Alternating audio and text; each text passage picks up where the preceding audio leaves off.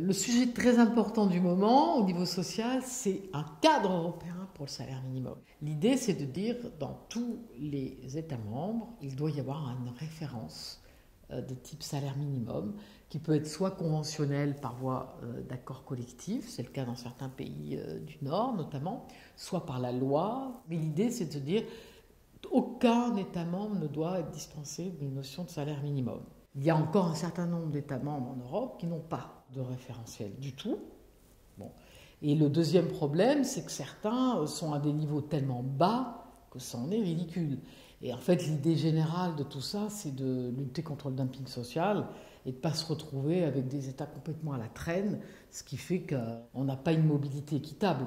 Donc certains vont venir systématiquement travailler dans des États où ils sont beaucoup mieux payés pour les mêmes jobs, et à l'inverse, évidemment, ils perdent leurs compétences.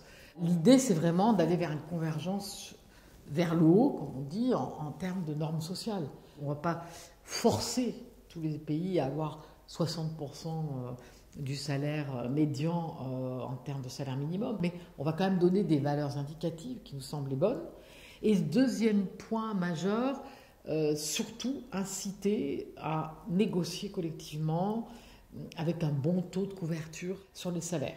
Il faut savoir qu'il y a quand même des États membres où ce niveau-là est très faible. Je prends pour exemple la Roumanie où il n'y a que 20% d'accords collectifs.